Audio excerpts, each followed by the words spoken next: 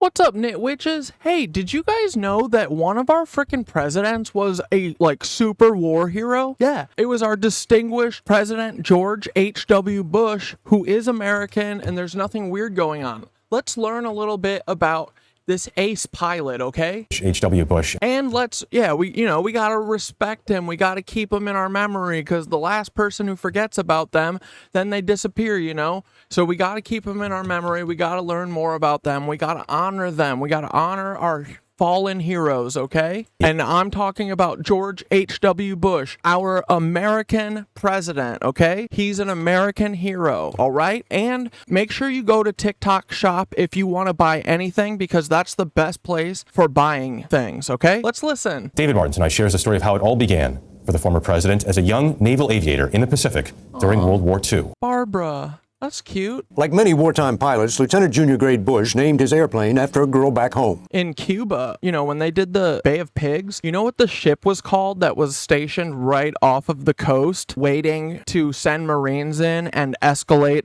into a full-blown war with Cuba? But they didn't do this, thank goodness. But do you know what that boat was called? What the frick does that say? LCI Barbara J?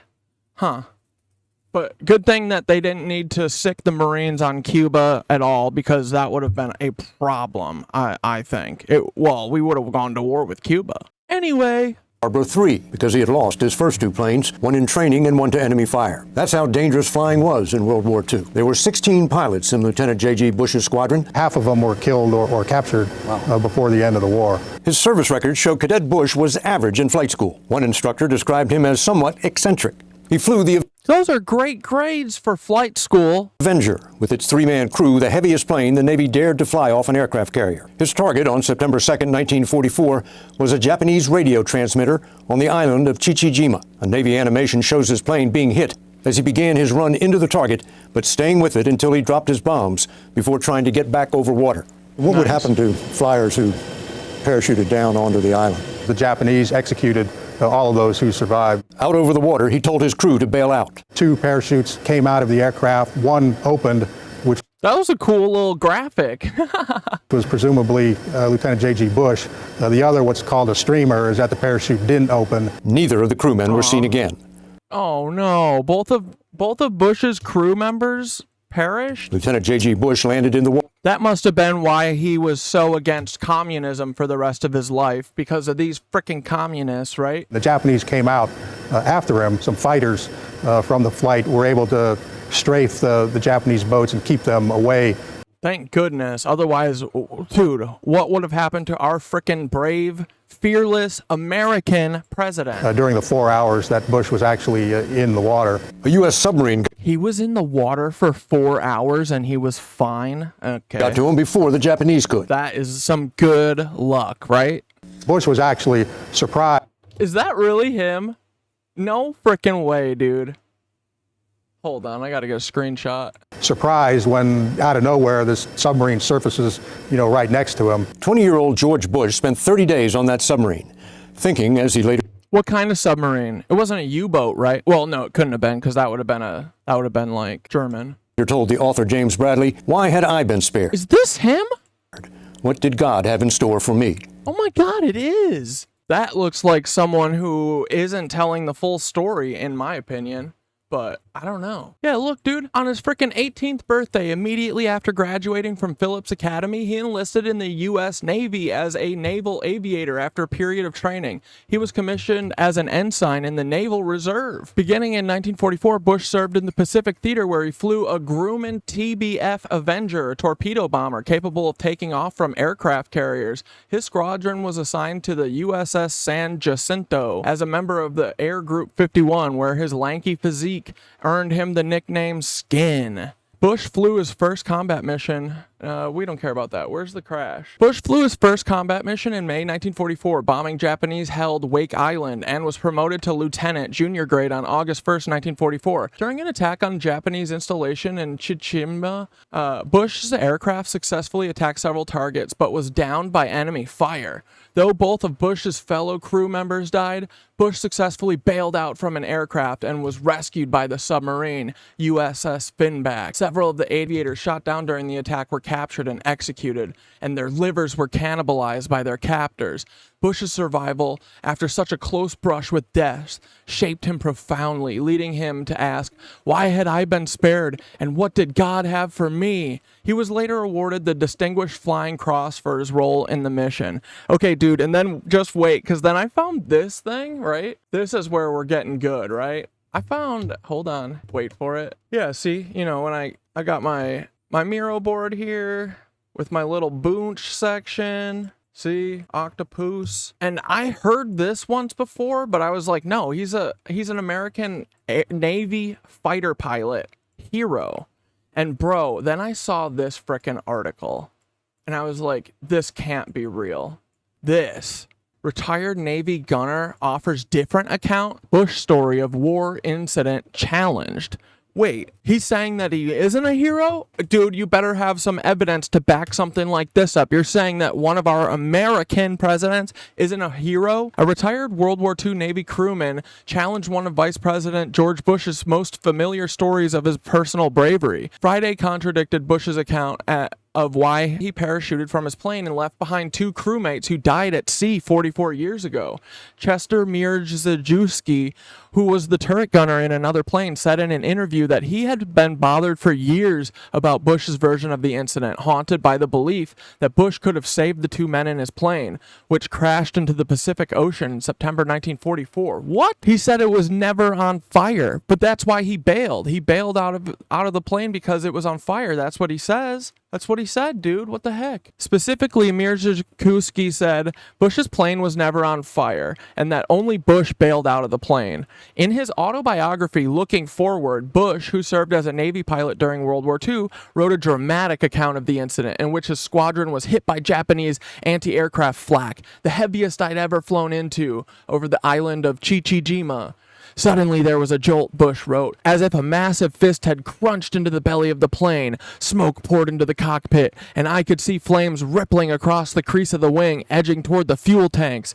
Bush said he stayed on the plane until he unloaded 4 500-pound bombs on the target, then headed out to sea, telling his two crewmen, radio man John Delaney and gunner Ted White, to bail out. He said that as he jumped out, he bumped his head and tore his parachute canopy on the side of the plane, but managed to descend safely into the water, where he was rescued by a U.S. submarine.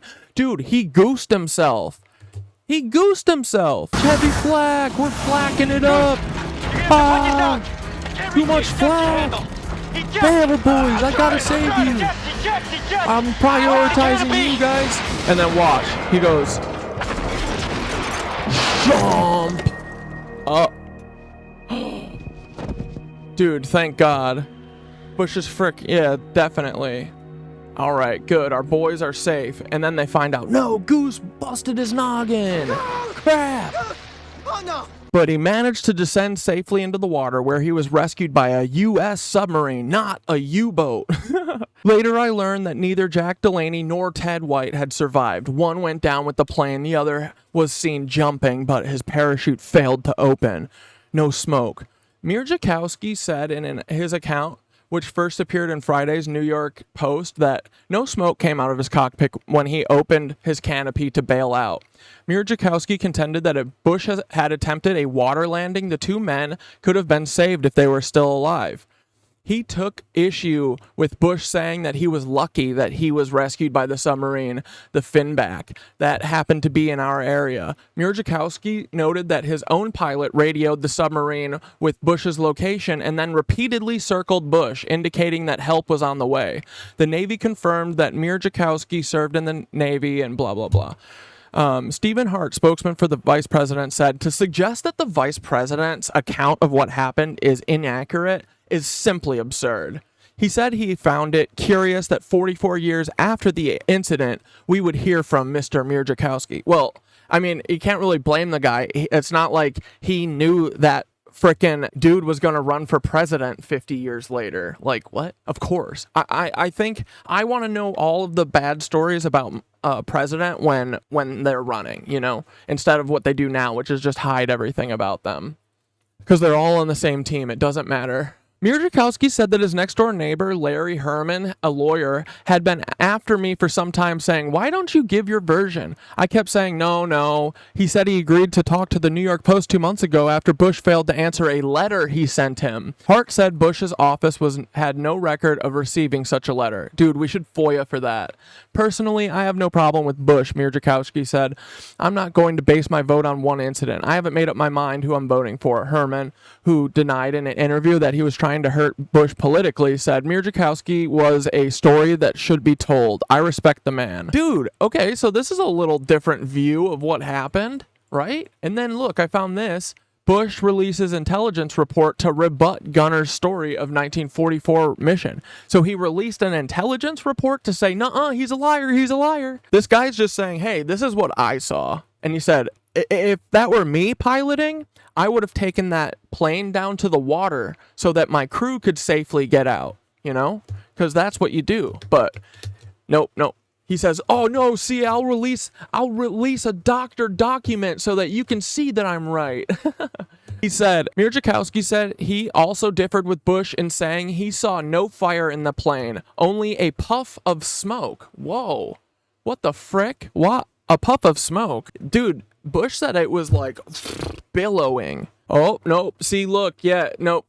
This document says otherwise, and it's from the CIA, so you know it's real. After releasing his bombs, Lieutenant Bush turned sharply to the east to clear the land, smoke and flames enveloping his engine and spreading aft as he did so, and his plane losing altitude, 9 miles bearing 045T from Minima Jima. Bush and one other person were seen to bail out of the 3,000 feet. Bush's chute opened and he landed safely in water. The chute of the other person who bailed out did not open. Okay, And then, don't worry, Michael Dukakis yesterday commended Bush for enormous courage and tremendous patriotism. Yup. Bush, this is awesome. Bush has repeatedly said that neither crew member responded to his calls to them, convincing him they were dead when he jumped. The day after the incident, Bush wrote a letter to his parents in which he stated, "The cockpit was full of smoke and I was choking from it. I glanced at the wings and noticed that they were on fire. I still do not know where we got hit and never will."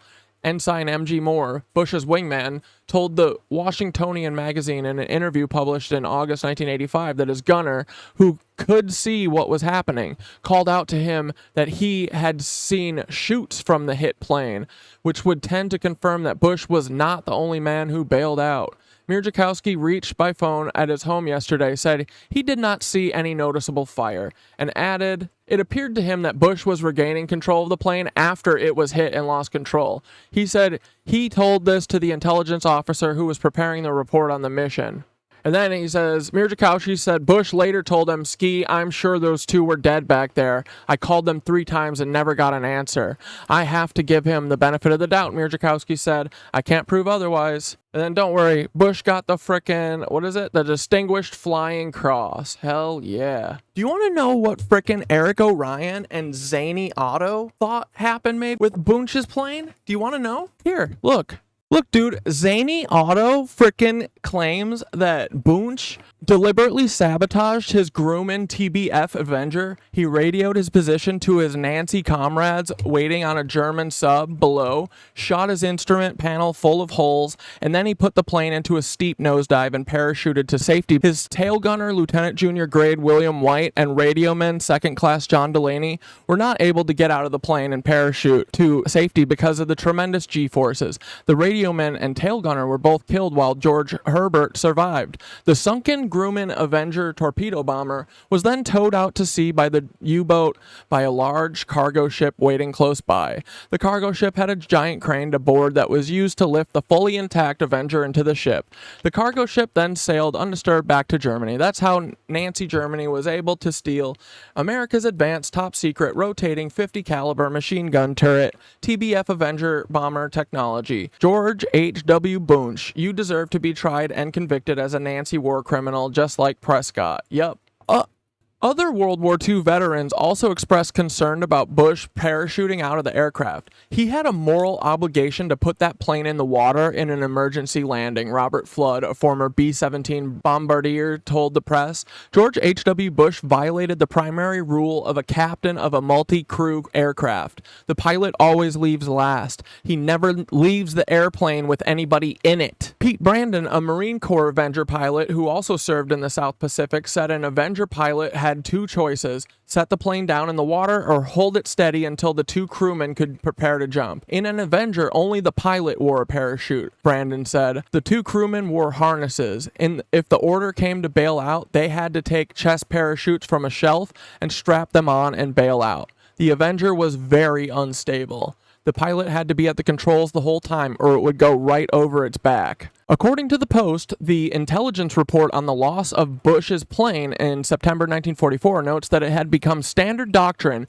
for VT-51, Bush's bomber squadron, to make bombing runs on targets near water so as to retire over the water. This puts pilot and crew in position for water rescue in event of forced landing. The same document reports without attribution that smoke and flame engulfed Bush's engine and that Bush and one other person were seen to bail out. The chute of the other person who bailed out did not open. Go figure. Mierzejewski says, I think he could have saved those lives if they were alive. I don't know that they were, but at least they had a chance if he had attempted a water landing. Mierzejewski said this horrible crime was perpetrated to help the young Nazi George Herbert Walker Bush establish a false reputation for being an American World War II hero. Yeah, I mean, what do we expect, guys? Prescott Bush, his dad, who really was more like his Diddy, his Diddy to Bieber situation, that is why Boonch is this looped out, is because he was getting Biebered. He was getting Diddied. Or no, Prescott was Diddying him, okay? You understand? Yeah, dude, look at that cute little plane. Look at that cute little Boonch. Anyway, yup. That's the story of a life of service to not America, but you know where he's from. And this isn't even getting to the part where, Tesla, the guy that we love so much, it was him and his dad. That's who did it. Okay? So, look, fitting, right? Look at this scrawny little... You guys should watch the TV show The Americans immediately if you haven't, because it's literally exactly real life, okay? So, we're gonna have to do something about this, okay? I love you. Goodbye.